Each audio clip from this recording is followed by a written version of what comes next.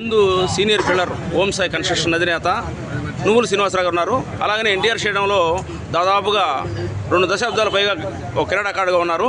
రేపు మార్చి 1న ఎన్నికలు జరుగుతున్నాయి. సార్, దీని మీద మీ అభిప్రాయం చెప్పండి. మార్చి 1న జరుగుతున్నటువంటి ఎన్టీఆర్ పాలకవర్గ ఎలక్షన్స్లో విజయ రామకృష్ణ గారు సెక్రటరీగా చేస్తున్నారు. మిగతా ప్యానల్ మెంబర్స్ అందరూ కూడా మన మద్దతు ఇవ్వాలి. Okay sir, thank you. NTR stadium పాలక మండలి సభ్యుల ఎన్నికల్లో మిత్రుడు పార్ట్నర్ విజయ రామకృష్ణ గారు సెక్రటరీ గారు, అలాగే ఈసీ మెంబర్స్గా హనుమంతరావు గారు, అలాగే అన్నయ్య గారు, అలాగే మెంబర్స్గా యామిని గారు, అంజలి గారు పోటీ చేస్తూ ఉన్నారు.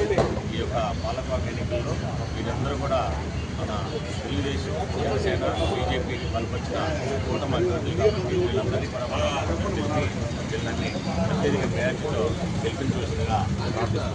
Thank you.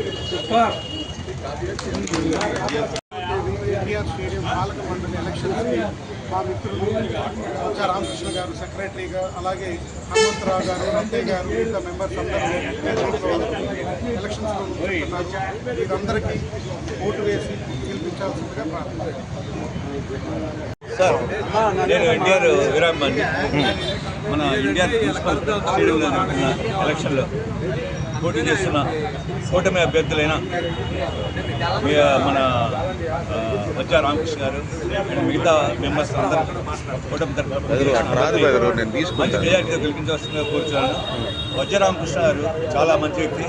అతను తలడు నాలుగు లాంటి వాడు. ప్రతి ఒక్కరికి ఏదో ఒక సాయం చేయాలని అనుకునే వ్యక్తి. అటువంటి వ్యక్తిని పంపల మెజార్టీతో గెలిపించి మీ యొక్క దీన్ని చాడవలసిందిగా